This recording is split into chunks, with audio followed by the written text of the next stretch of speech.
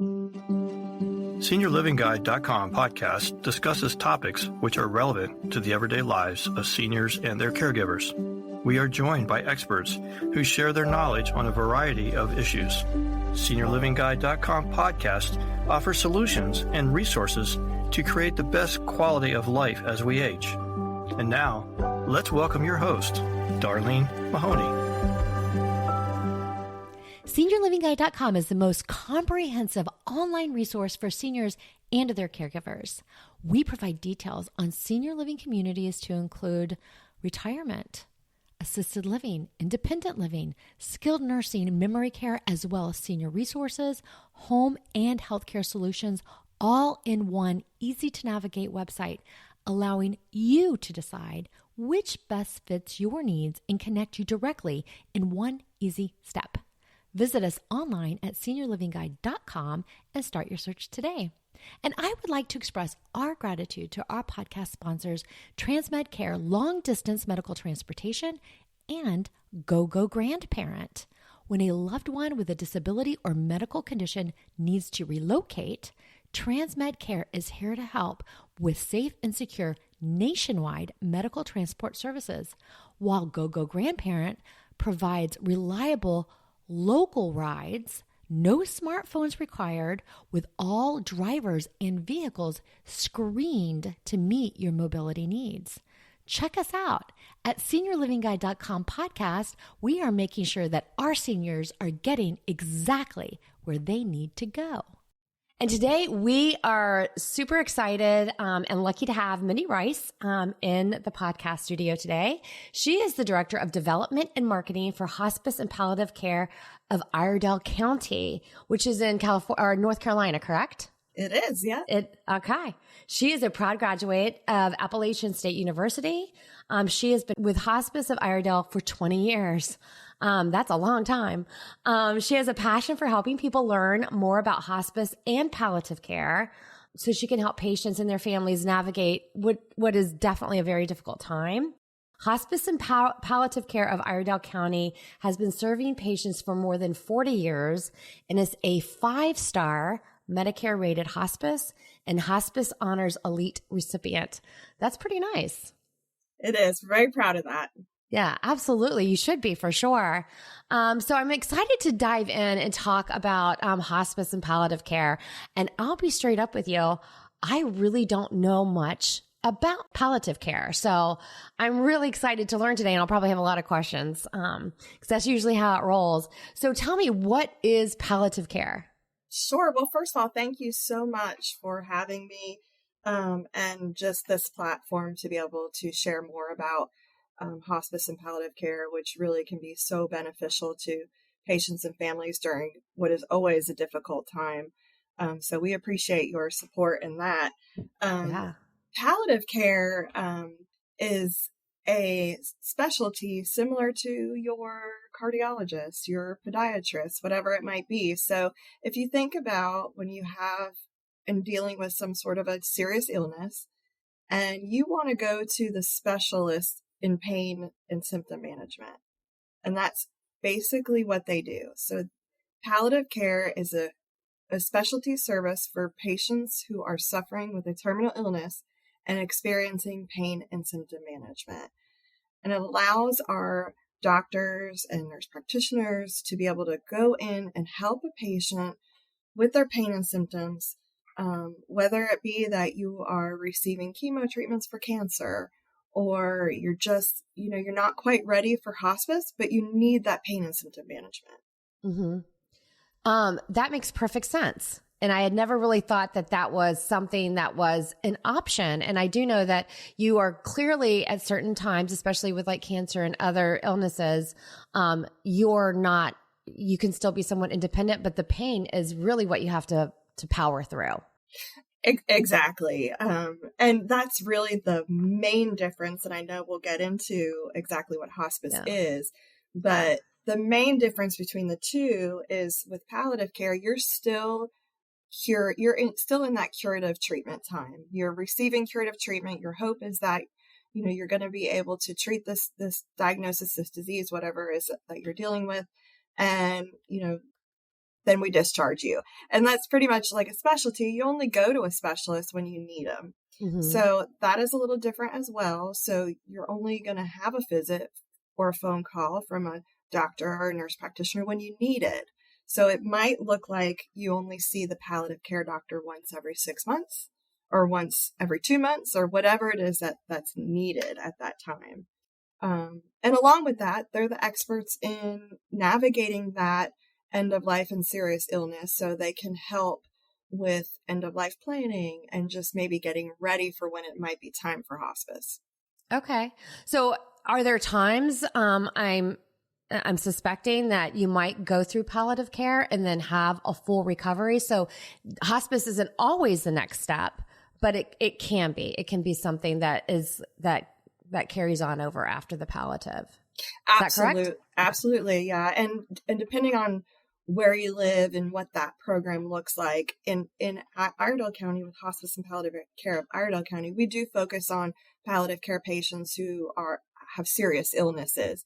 But there are places across this country that are offering palliative care as part of their treatment plan for a knee replacement or a serious surgery, because that physician knows how to treat that pain well.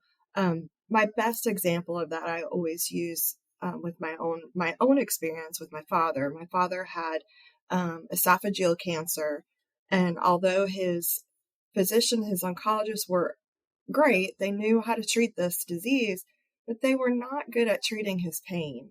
And so my mother was driving 45 minutes back and forth for this liquid hydrocodone that he was taking, and he was watching the clock, because if you can imagine, you receive radiation to your throat, the inside of your throat. It's very painful because it's really burned, basically. And so he's, looking at the clock every 4 hours, just waiting to take his dose because he's in so much pain. And then it's hard for her. She's 45 minutes back and forth to get a paper prescription, and it just was not working well. And so I finally called, and I'm in North Carolina, they're in Florida. And even then, the misconception, I called and I said, listen, I want my dad to have palliative care.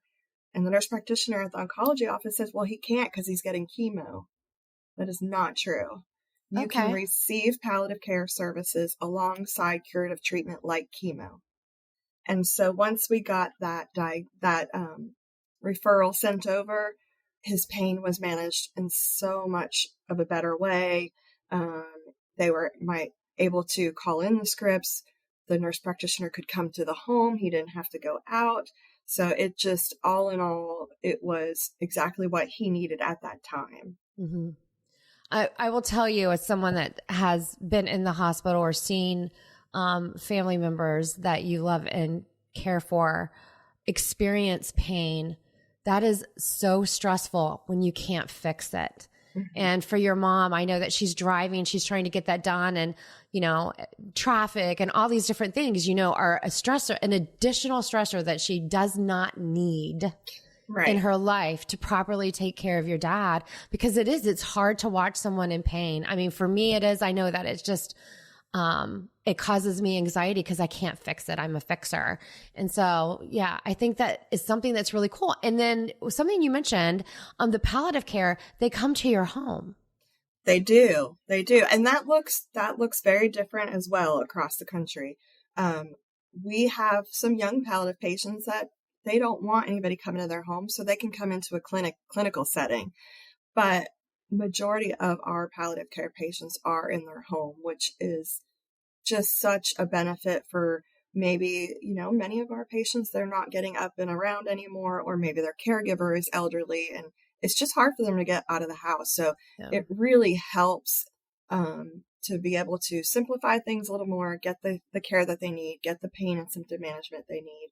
And then every palliative care doctor works very closely along with the patient's primary doctor or other specialists, whether it be an oncologist or a cardiologist. So everybody works together as a network. Yeah, they're talking. I like that, because we don't always get that in medical care when everybody is seeing different types of specialists. They don't always talk. So that's something that has to be facilitated. One of the things that, you were mentioning as far as getting out of the house, I always think just getting in and out of a car can be adding to that additional pain, going up and down stairs to leave a home, and even walking through a medical facility. I mean, that can be a lot of work if you don't have access to a wheelchair or a different type of device. Yeah, absolutely. And having a palliative care doctor, and I can only speak for our organization, but when our patients are in crisis or they have a question, they can call us. So we can, we're avoiding hospitalizations, which keeps people healthier and keeps people at home, spend more time with your family, all of those things that are just so important. Mm-hmm. Yeah, I think with palliative care, if you're not at that point of needing hospice, or having that conversation about hospice at that point, and there is some expectation of recovery or maybe going into remission for long periods of time, the pain can alter your entire it alter your life as far as just the general things you would want to get out of life. So if you're treating a disease and you're not able to decrease or eliminate the pain, your quality of life is clearly affected more significantly than just with the treatments and the diagnoses and the disease itself.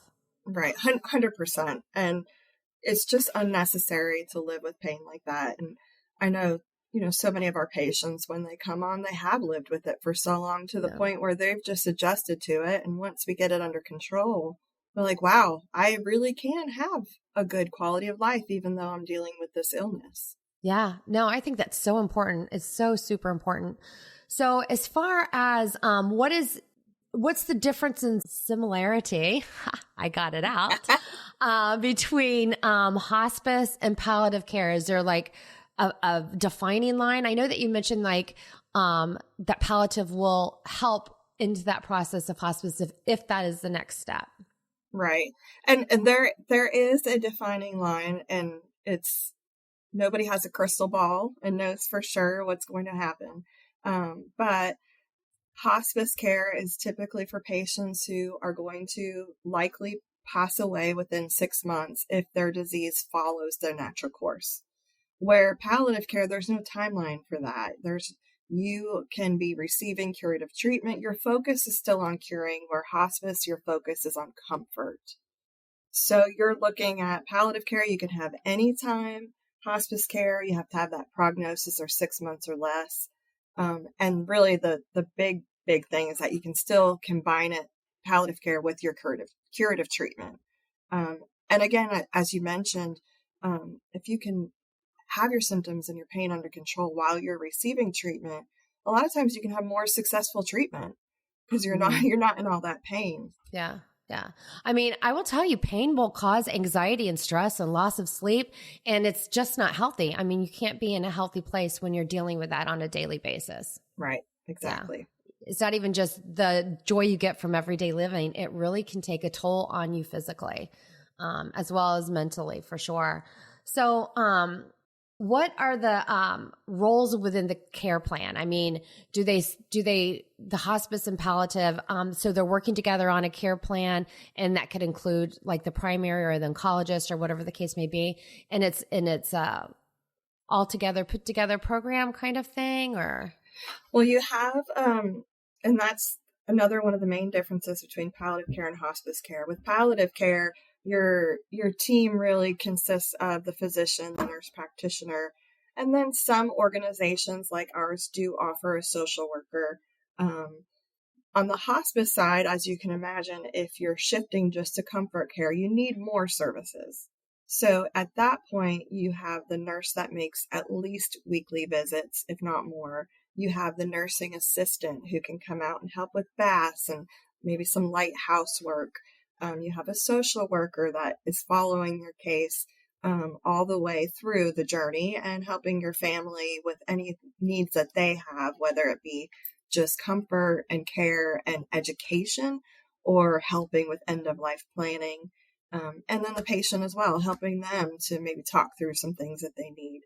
And then we have volunteers that can help and chaplain services as well. So because when you're on that hospice trajectory, your disease is declining, you have more services and more people in your that are part of your care plan.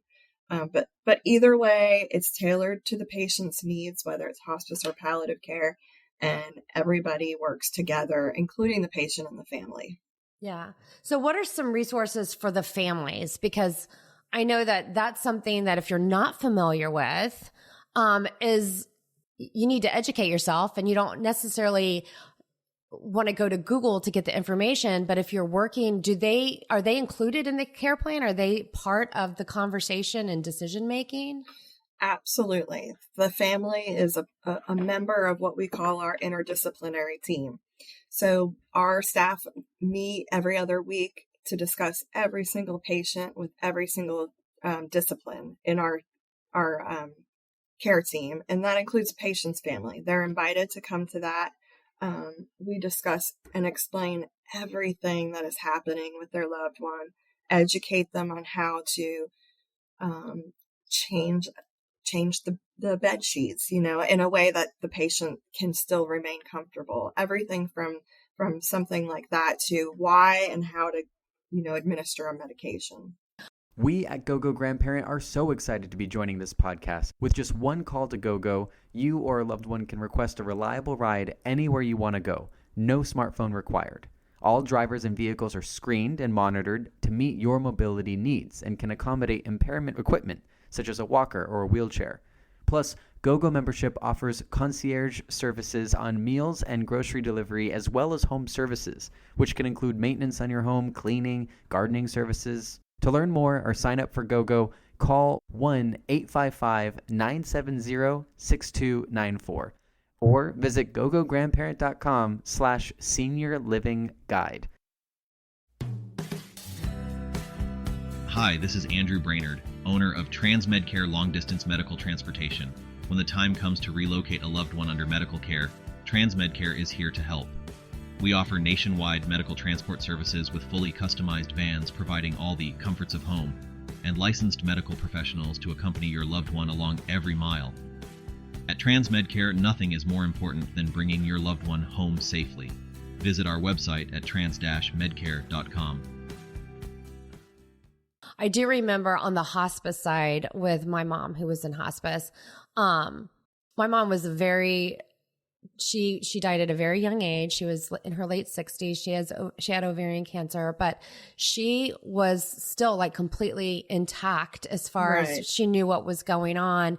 And she'd always been a very prideful woman and lady. And when it came to the point where she wasn't able to get out of bed to go to the bathroom, and we'd not switched her over into the adult diaper on the hospice side yet, but just having help on how to, as a family, as her daughters, to help her to get on the little potty. It was so important that I think that we knew how to work with her on that, because that was one of the hardest things. For my mom with cancer, losing her hair was almost worse than the, chemo. She just stressed about it. But she just really had a hard time letting go of her, I don't want to say pride, but of kind of her, what she had control over. And now, my sister and I are really helping her just to barely get out of the bed, and having that help to be able to know how to do that is so super important, because it's those little things that can keep that dignity intact for your loved ones as well. Yeah, that's exactly the word that you were looking for. That was the word I was looking for. is dignity. And, and our patients, they're the boss until they can no longer speak for themselves, for sure. So we meet patients where they are. We want to honor their wishes and do everything we can to honor exactly what it is that they want. What do you want your end of life journey to look like? And most want to be home with family and free of pain and kept clean and comfortable. And that's what we aim to do. No, that's perfect. Absolutely. I know that one of the things when my mom was in hospice is her dog slept in the bed with her the whole time. Oh yeah. Yeah. There's different kinds of hospice care, levels of care, we call them, and home hospice care. And then there's inpatient units, which we're very fortunate in our community to have 2 hospice houses here. And that point for us, patients are typically about 3 weeks And that's for patients who just have pain and symptoms that are out of control. They need 24-hour care, or maybe they don't have a caregiver or young children in the home. But in that situation, the services are the same. They're just there 24/7 for them. But we always encourage whatever it is that brings a patient comfort. Bring your pet in, bring your own pillowcase, whatever it might be. Encourage family to stay alongside their loved one. And at that point, we're there for that patient and family 24/7. And a lot of times it's also used for what we call respite care. So when you need that five days where, the caregiver just needs a rest, so they can come into a hospice house or an inpatient setting of their choice and have hospice care 24/7. And it just allows that either a family to travel, or maybe they just want to sit next to the bedside and not have to actually care for their loved one. They just want to be there. Yeah. We don't ever talk about respite. And I know that I'm out, in the community talking to people, just even in my personal life, and they need respite for even something as simple as my mom has dementia. She lives with me and I would like to take a vacation.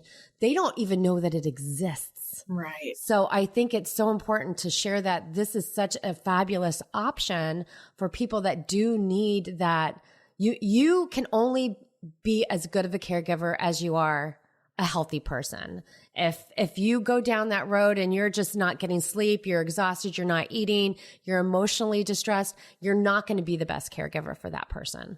Exactly. It's so important to care for the caregiver and to not get that compassion fatigue. And so, not only is respite an option, it's a Medicare benefit. It's one that, we've all worked our whole lives to have that benefit that is there for us. And it can be used basically, I believe, don't quote me, but I believe it's once every 30 days or something like that. And it's for 5 full days. And I really encourage people to take advantage of that. Your loved one will be cared for and you'll get the care that you need, whether you take a vacation or not. You just get 5 days where maybe you just go home and you rest. Yeah, exactly. Exactly. Maybe scooching a spa day even, that would be, just throwing some ideas out there while we're on it. So are resources provided to families post-hospice? Is that something, because once you lose a loved one and you've been through that emotional journey, especially if you've done the palliative care, gone into the hospice care, could be a good chunk of time. And then once someone passes away, those resources, because at that point, you're exhausted, you're broken, you're heartbroken, and it's just a whole different thing. Is that something you provide as well? Is that something that's typical? Yes. So it is part of Medicare requirement, the conditions of participation, that a hospice organization offers bereavement care for the primary caregiver. And that is for 11 months after the patient has passed away. Our organization, just like many across the country, offer grief and bereavement support, not just to our hospice families, but to the community as in general. We have caregiver support groups and grief and bereavement support groups as well. And our bereavement staff follow up with all of our families on anniversaries, whether it be a birthday or a death anniversary, or the holidays is a big one as well, yeah. Kind of getting through the holidays. Especially those first holidays, I think. Absolutely. Probably the toughest to power through. The first birthday, the first Mother's Day, the first everything. Right. Yeah. And just tips and tricks on how to navigate that first holiday. And sometimes people just need to know it's okay if you just want to say, I'm just going to stay home. That's okay. There's no, rule to that. But yeah, we're definitely there. Always encourage our families to call us if they need anything at all. Yeah. Yeah. So how do you refer a loved one to hospice or palliative care? I mean, is that something you wait for your primary to do, or is that something you need to be more conscientious of? Well, there's a couple things I always look for, and I always try to explain to people when you think it might be time. And I say this because you can advocate for your loved one. You can advocate for yourself. You don't have to have a doctor say it's time for hospice. You can call and say, hey, I think it might be time. You can call your doctor and say that, or you can call your local hospice and say that, and they will help navigate that.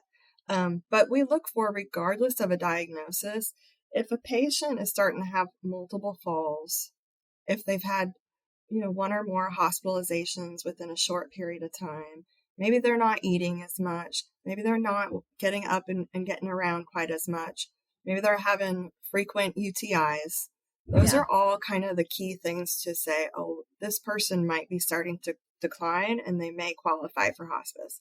And at that point, you can call your local hospice, or you can call, the physician and ask for that referral. It does take, although anybody can refer, it does take a written hospice order. A physician has to say that they feel this patient is ready for hospice services, but anybody can call at any time. And most, especially community-based hospices, are going to be very open to even home visits to say, I'll just come out and explain to you what this looks like so that you're comfortable. Right, right. So on the palliative care side, is that something you would have to talk to your primary physician about to advocate for yourself? If it's not something that he's already or she's already recommended, is that something you want to kind of keep in the back of your mind if you think that the pain is just getting to be too much? Yes, for sure. It is becoming very much more common. Years ago, it was, this for us, for our organization, this has been the first year that our palliative care referrals have surpassed our hospice referrals. So we're getting much more palliative referrals. Some of that is, it's a lot easier for a doctor to say, I'm not going to, you're not ready for hospice, but I think you could really benefit from palliative care. Yeah. Knowing that probably very soon the patient may transition. So that makes it a little easier, but it's still fairly new. So I always encourage people to advocate for their loved one, and palliative care is a great way to start if you're not ready to talk about hospice care, or just, maybe you're not sure that that's quite the direction you need to go. You can always call about palliative care and they'll ask the right questions to get the right care for you. Right. Right. No, I love the fact that the palliative care is there, and it does seem new, because I really don't remember the conversation on palliative care years ago, but I'm somewhat new to, senior living in general, just in the last 6 or 7 years. And it's been a whirlwind of information, because it is senior housing, senior living, senior health, all of these things, they're just so complex. The older you get, the more complex, all of the things get to be, which is so disheartening. It's supposed to get easier, right, but it doesn't. So, oh no, we always say we can't imagine families going through this alone. And years ago, before palliative care was so much more common, as a hospice organization, we would be frustrated. You'd have a patient come in that didn't qualify for hospice services. They weren't quite at that 6 months or less, but man, we could see so many ways that we could help them and make their lives easier and their quality of life better. But our hands were tied. So once palliative care came to be, it just opened up this whole new side of care that we can provide for families that aren't ready for hospice, but still need that pain and symptom management. Right. And I almost feel like the palliative care would be super beneficial, even more so, to be honest with you, someone that doesn't have a consistent caregiver or a family member that's living alone or that type of thing, because they don't have someone typically advocating on their behalf, but also making their quality of life while they are trying to navigate their own home or whatever the case may be, to, just doing dishes or, simple things like that, if they don't have someone there that's able to assist. Mm-hmm. Yeah. Palliative care does not have like the certified nursing assistants that help with the light housework and all things like that, because it's really just for pain and symptoms. But having that social worker aspect, they're going to go in and identify these needs, and they're going to be able to connect this patient with resources in the community that can help them with these needs. Right. And it's just, like you said, it's an advocate. It's somebody that's going to work to keep the patient at home if that's what they want, or, whatever their wants are for that time in their journey. Yeah, absolutely. And advocating for yourself is really the best way. But education, if you don't know what you need, you don't know what's available, then you Right. don't know how to advocate in your best interest because you just don't know what's there. And it's so hard. It really is hard, even when you've worked in it for so many years. When that happens to your own family, you're just kind of at a loss. So oftentimes when we see that, and patients and families that have been dealing with illnesses for years and years, just the relief that they feel when they just have a phone number to call when they have a crisis situation, and that somebody can come out to the house any time of the day or night rather than going to the emergency room. It's just, the relief is tremendous. Yeah, I absolutely agree with that. So how do you pay for palliative care and hospice care? I mean, I know that I think Medicaid pays for some things, Medicare. I mean, correct me on each of those. Right. But what is the expectation? Because clearly medical costs, especially if you've been dealing with cancer or long-term illness, that piggy bank may be drained. Oh, absolutely. So palliative care is billed the exact same as any specialist. So if you have your cardiologist, you have a copay, you would have a copay.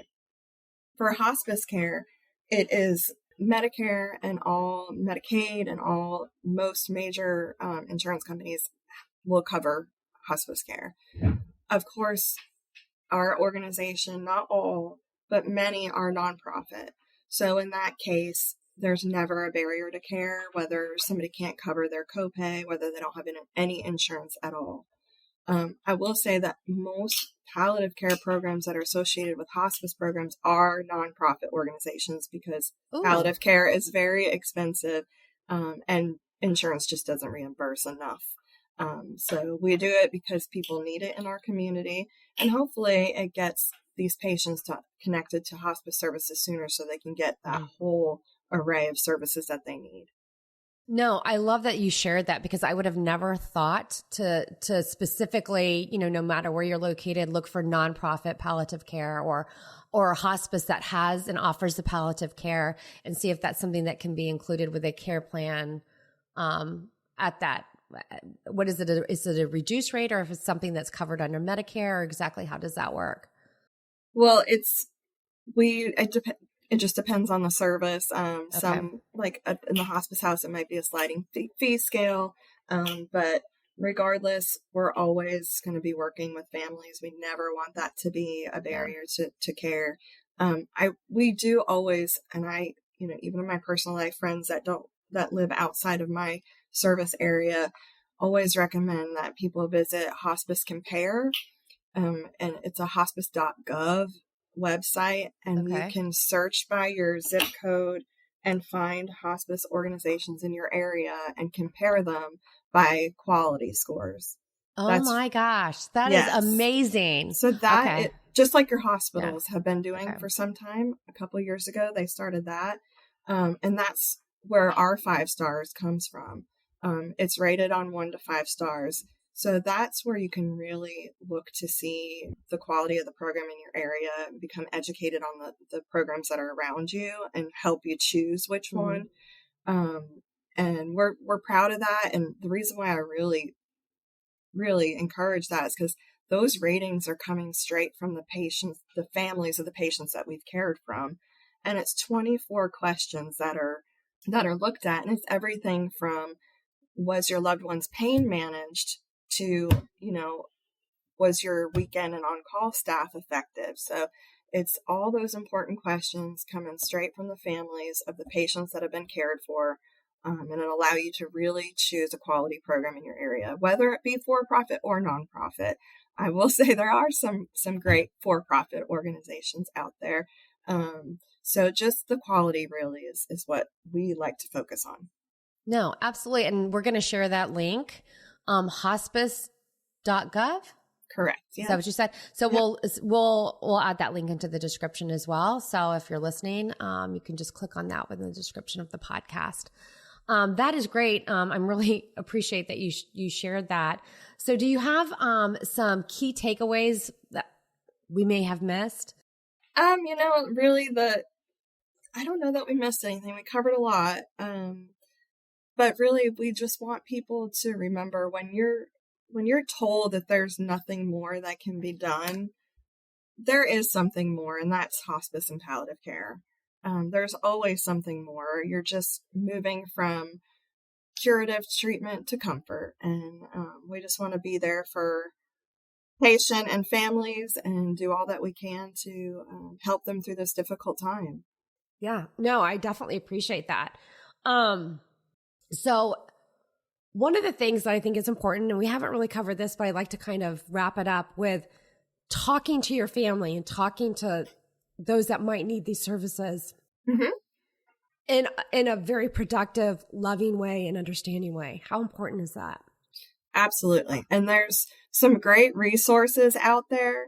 There is National Hospice and Palliative Care Organization has some wonderful resources that can help families talk through that end of life journey.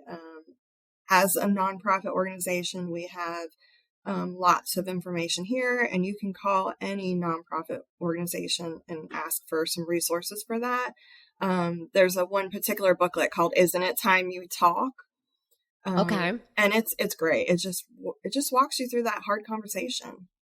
Okay, no, I like that as well. So I definitely want to look that. It's called "Isn't It Time We Talk?" Isn't it time we talk? Because that is really the hardest conversation, I think. It is, and that booklet is wonderful because it starts very early on. Like hospice is in the back of it, but it starts very early on, and we always, of course, advocates for advanced healthcare directives to get those in place too. Many hospices help with that for free, so that's another benefit to having an organization in your community as well. Okay, perfect. So tell us a little bit before we sign off, a little bit about your hospice and what they specialize in. And then we're going to include, if anyone's listening and they're living in that area, this might be an incredible option if needing either one of these services. So a little bit about what makes you proud of some of the things that you do there and what's so great about your facility. Yeah, so we, as you mentioned in the beginning, Hospice and Palliative Care of Iredell County has been serving patients for 40 years. We serve patients all throughout Iredell County and any county that touches Iredell County. We have 2 hospice inpatient units in Statesville and in Mooresville, North Carolina. And we also have a very large pediatric grief and bereavement program called Rainbow Kids we're very proud of. Last year, we served 769 children through that program. Wow. We give back more than $1 million a year to the community in programs such as Rainbow Kids. So we're very proud. And, I've been here 20 years. I tell people I started when I was 12, but, and 20 years. And I would believe that looking at you. So you're good. You're good. But in 20 years, I can honestly say that regardless of who's been the captain of the ship, it's our commitment to quality care and our mission has never wavered. Mm-hmm. And I think that's what has helped us to stand out above the rest and become a 5-star and a Hospice Honors Elite, which means that we are rated above the national average on every single indicator. And that's about 5% of hospices in the country. So we're very, very, very proud of that. And you absolutely should be. That is fabulous. Yes. I'm really glad to hear that. And I love the passion that you have. And I think it's sometimes working in this industry, working in senior living and Medicare and Medicaid and insurance and all the different things that are helpful for seniors. If you've experienced it in your own life and you see the need, I think that just makes you so much more passionate about helping seniors, helping their families, and giving them the right resources, and that support is just such a game changer. It really is. And it's very frustrating to watch somebody go through that alone when they don't have to. And, the early referral of, we preach that over and over again, how it calls sooner rather than later. There's nobody that's ever said they called hospice too soon. Mm-hmm. They all say they wish they would have called sooner. So that's a message that we like to try to get across as well. Yeah.